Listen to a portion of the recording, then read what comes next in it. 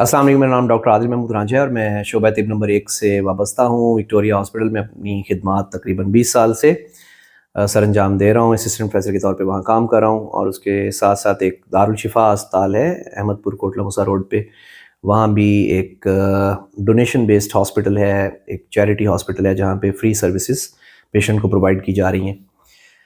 जो आपसे गुफ्तगू का मकसद है, जो आप तक आपको आगाही देने का मकसद है, वो है जोड़ों के हवाले से। ये थोड़ा-सा जब एक जोड़ों की बीमारी आती तो उसको हमने कैसे लेके चलना होता है, इस गुफ्तगू का मकसद कुछ हमारे जो जूनियर डॉक्टर कोलीग्स हैं उन तक पैगाम पहुँचाना है और उसके साथ-साथ मरीज़ों के लिए भी कोशिश करूँगा कि आसान लफ्ज़ों में सारी बात समझाई जाए। तो जोड़ों की दर्दें अगर हम उसको तक़सीम करना चाहें तो हम उसको 3 हिस्सों में तक़सीम कर लेते हैं कि एक हम उसे कहते हैं मोनो आर्थराइटिस के सिर्फ एक जोड़ मुतासिर है। एक हम कहते हैं ओलिगो का वर्ड यूज़ करते हैं, ओलिगो आर्थराइटिस मेडिकल ज़ुबान में, कि 3 से 4 जोड़ तक मुतासिर है, यानी 5 से कम है तो उसको ओलिगो हम बोल देते हैं। और एक पोली आर्थराइटिस है, 5 जोड़ या इससे ज़्यादा मुतासिर हो तो उसको हम पोली आर्थराइटिस बोल देते हैं। तो अगर हम कॉमनली तक़सीम करना चाहें जोड़ों की बीमारियों को तो हम 3 इन हिस्सों में तक़सीम कर देते हैं। अब अगर हम मोनो आर्थराइटिस लें तो मोनो आर्थराइटिस वाली बीमारियों में ऐसी बीमारियां जिसमें कोई जोड़ सिर्फ एक मुतासिर हो रहा है, अक्सर व बेशतर ये एक बड़ा जोड़ मुतासिर होता है। यानी ऐसे नहीं कि हाथ की उंगली का एक जोड़ हो जाए किसी और का, वो ट्रॉमा चोट लगे तो वो तो खैर उसके साथ कोई भी हो सकता है, लेकिन रूटीन में ज़्यादातर ये बड़े जोड़ों में होती है। यानी एक घुटना मुतासिर हो जाएगा, एक टखना हो जाएगा। तो इनकी बड़ी बड़ी वजूहात अगर हम देखें तो खुदा न खास्ता एक सीरियस बीमारी होती है जिसे हम सेप्टिक आर्थराइटिस कहते हैं, कि एक जोड़ में एक इन्फेक्शन एकदम हो गई। उसकी सोर्स कहीं और से भी हो सकती है, कहीं करीब से भी हो सकती है। ऑस्टियोआर्थराइटिस एक जोड़ों की बीमारी है, कभी सिर्फ एक जोड़ को मुतासिर करती है, कभी यकीनन ज़्यादा को भी कर सकती है। गाउटी आर्थराइटिस कई दफ़ा पैर का अंगूठा 50% लोगों में ज़िंदगी में पहली दफ़ा पाँव के अंगूठे पर अटैक होता है, कई दफ़ा सिर्फ एक जोड़ को मुतासिर करता है, लेकिन बहरहाल वक्त के साथ साथ ज़्यादा जोड़ भी हो सकते हैं, कभी सिर्फ घुटना हो सकता है, कभी टखना हो सकता है। सूडो गाउट एक मिलती जुलती चीज़ है, वो भी इसी तरह से अक्सर व बेशतर सिंगल जॉइंट को, एक जोड़ को मुतासिर कर रही होती है।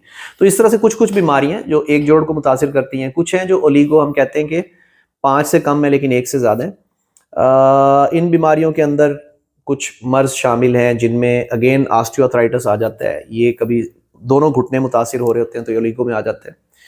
कभी इसमें रूमेटिक फीवर आ जाता है कि पहले एक जोड़ मुतासिर हो गया, दूसरा हो गया, तीसरा हो गया, कभी 2 जोड़ तक महदूद रहे, कभी 3 तक। इसमें रिएक्टिव आर्थराइटिस या मेडिकल ज़ुबान में उन्हें सीरो नेगेटिव आर्थराइटिस कहते हैं। सीरो नेगेटिव में एनकालोजिंग स्पॉन्डिलाइटिस आता है, सोराइटिक आर्थराइटिस आता है। इसके अंदर आर्थराइटिस एसोसिएटेड विद, हम उसे इन्फ्लेमेटरी बाउल डिजीज़ कहते हैं, कि साथ में कहीं उसको खूनी पेचेस लगे होते हैं, उसके साथ साथ जोड़ों की बीमारी भी हो जाती है, उसके साथ एसोसिएटेड आ जाता है। एक चीज़ को हम रीटर सिंड्रोम बोलते हैं, अक्सर वो 3 का कॉम्बिनेशन होता है, वो हमें मिल जाता है। तो ओलिगो ऐसी बीमारियां जिनके अंदर बहुत ज़्यादा जोड़ मुतासिर नहीं होते, अक्सर 3-4 जोड़ तक महदूद रहता है। गोनोकोकल आर्थराइटिस एक बीमारी है, उसमें अक्सर ओलिगो के साथ ज़ाहिर होती है, 2 जोड़, 3 जोड़, कभी 4 जोड़ मुतासिर हो जाते हैं। और ये इन बीमारियों में एक और यहीं पे साथ में इजाफा चाहूँगा, एक टर्म बता दूं कि माइग्रेटरी आर्थराइटिस, यानी एक जोड़ में हुआ फिर अगले में चला गया, फिर अगले में, और जिस जोड़ में पहले हुआ उसमें थोड़ा कम हो रहा है और अगले में शुरू हो गया, इसको हम माइग्रेटरी कहते हैं। तो ये माइग्रेटरी ज़्यादातर इल्म किताब हमें ये समझाता है कि 4 बीमारियां जिनमें होता है, एसएलई में होता है, रूमेटिक फीवर में होता है, गोनोकोकल आर्थराइटिस में होता है, लाइम डिजीज़ है जो हमारे यहाँ नहीं कॉमनली होती है, एक सैंड फ्लाई होती है, वो काटती है तो उससे हो जाता है। तो एक ऐसा भी होता है कि एक पिछले जोड़ में भी बाकी है, अगले में भी शुरू हो गया है, अगले में भी हो गया, इसको हम एडिटिव कहते हैं, यानी और ऐड हो गए, ऐड अप हो गए जोड़। तो जोड़ों की बीमारियों में एक मोनोआर्थराइटिस, एक ओलिगो और एक पोली, और साथ में एक माइग्रेटरी और एक नॉन माइग्रेटरी। अब माइग्रेटरी वही है जो एक से दूसरे को जा रहा है, और नॉन माइग्रेटरी वही है जो एक से दूसरे को नहीं मुंतकिल हो रहा।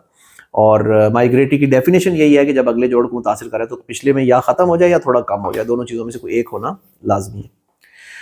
पोलीआर्थराइटिस को अगर हम देखें, पोलीआर्थराइटिस बहुत सारे मुख्तलिफ जोड़ हैं जो मुतासिर हो रहे हैं, तो इनमें सबसे अहम बीमारी रूमेटॉइड आर्थराइटिस है। बहुत सी ऐसी पेशेंट की अलामत होती हैं जिससे पहचानी जाती है, तो बगैर आर फैक्टर के, बगैर CCP के भी कई दफ़ा आप इसकी तशखीस कर सकते हैं। आपने 6 पॉइंट पूरे करने होते हैं जो नया क्राइटेरिया है, जिस पे कंसेंसस है ज़्यादातर जो सोसाइटीज़ हैं जो इससे जुड़ी हुई हैं जोड़ों की बीमारियों से, वो ये है कि आप آپ وہ 6 پوائنٹس پورے کر دیں جس میں مارننگ اسٹفنس، صبح کے ٹائم اکڑاؤ ہونا ہے ہاتھوں میں، ہاتھ کے چھوٹے جوڑ، بہت سارے جوڑ ایک سمٹری میں ایک خاص تناسب سے متاثر ہو رہے ہوتے ہیں. اگر ادھر سارے یہ ہیں، ادھر بھی سارے یہ ہیں، ادھر یہ ہے تو ادھر بھی یہ ہے، اس کو ہم کہتے ہیں سمٹریکل انوالومنٹ ہونا. تو بہت سارے جوڑ جب متاثر ہو جاتے ہیں اس کے کچھ نمبر ہوتے ہیں. گھنٹے سے زیادہ اگر کھنچاؤ رہتا ہے اس کے نمبر ہوتے ہیں. 6 مہینے سے زیادہ کا ٹائم ہو چکا اس کے نمبر ہوتے ہیں. تو یہ مختلف چیزیں ہیں جن کی بنیاد پہ ہم لیبل کرتے ہیں کہ ہاں پیشنٹ کو رومیٹائڈ ہو سکتا ہے. ایس ایل ای خواتین میں بڑی کامن، اور رومیٹائڈ کی ایج زیادہ تر لوگوں میں 45 کے بعد ہوتا ہے اور زیادہ تر خواتین میں ہوتا ہے.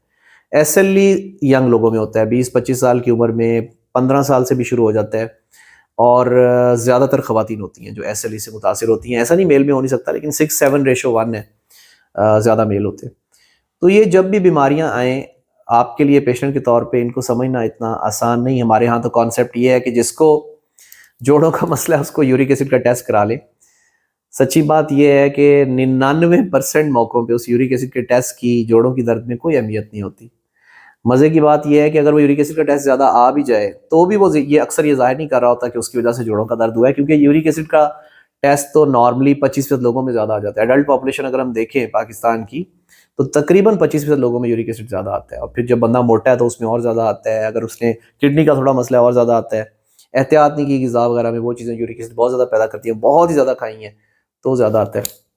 تو یاد رکھیے گا یورک ایسڈ اگر جڑا ہوا ہے جوڑوں کی بیماری کے ساتھ، اسے ہم گاؤٹ کہتے ہیں. وہاں پہ مریض بتائے گا آپ کو میرے پاؤں کا انگوٹھا لال سرخ ہو گیا، سوج گیا، اکڑ گیا، ہلنا بند ہو گیا، اس کو کہتے ہیں گاؤٹ کا خاص اٹیک. اور وہ پھر آگے 1-1.5 سال تک مریض بتائے گا میں ٹھیک رہا، 1.5 سال تک، 2 سال تک، دوبارہ پھر اس کو ہم بولتے ہیں کہ ایک period of intercurrent illness ہوتا ہے، بیچ میں بالکل ٹھیک رہتا ہے، پھر اس کا دوبارہ سے ایک ری اپیرنس ہوتی ہے. تو اس میں 1.5 سال 2 سال لگ سکتے ہیں، اور تب جا کے دوبارہ اٹیک ہوتا ہے. تب انگوٹھے کی جگہ پہ ہونے کو گلٹے میں بھی ہو سکتا ہے، اوپر گھٹنے میں بھی ہو سکتا ہے. آہستہ آہستہ یہ پروگریس کرتا ہے. زیادہ اس لیے ڈسٹل ہوتا ہے کہ ہمارا ٹھنڈا ہوتا ہے، جو حصہ ٹھنڈا ہوتا ہے اس میں یورک ایسڈ کے کرسٹل، ہم اسے میڈیکل زبان میں کہتے ہیں پریسپریٹ کر جاتے ہیں. اس لیے جو آپ کی پیریفری ہے، پاؤں ہیں، ان کے اندر وہ ذرا زیادہ مل جاتا ہے. تو ان بیماریوں میں اکثر و بیشتر ہمیں ساتھ میں کچھ ٹیسٹ کرانے پڑتے ہیں، چاہے وہ مونو آرتھرائٹس ہے، پولی ہے یا اولیگو ہے. ان میں اگر تو بڑے جوائنٹ ہیں تو ہم ان میں سے جوائنٹ کا پانی بھی نکالتے ہیں، اس کا بھی معائنہ کر لیتے ہیں. ورنہ ہمیں اکثر ساتھ میں کچھ ٹیسٹ کرانے پڑتے ہیں جن میں ای ایس آر شامل ہے، سی آر پی شامل ہے، آر اے فیکٹر شامل ہے، اینٹی سی سی پی شامل. یہ چھوٹے چھوٹے ٹیسٹ ہمیں کلو دیتے ہیں، ہنٹ دیتے ہیں کہ ہاں اس بندے کو یہ والا مرض ہو سکتا ہے، اور اس طریقے سے ہم آگے چلتے ہیں. تو یاد رکھیں جب کبھی یہ جوڑوں کا پرابلم ہو ڈاکٹر سے رابطہ کریں تاکہ وہ صحیح تشخیص کر پائے. ورنہ تکے سے اندازے سے تو آپ شاید میڈیکل اسٹور سے بھی دوائی لے لیں گے. مقصد یہی ہوتا ہے کہ تشخیص صحیح ہو پائے تاکہ مریض کو اس بارے میں آگاہی دی جا سکے، اس بیماری کے حوالے سے سمجھایا جا سکے. بہت شکریہ.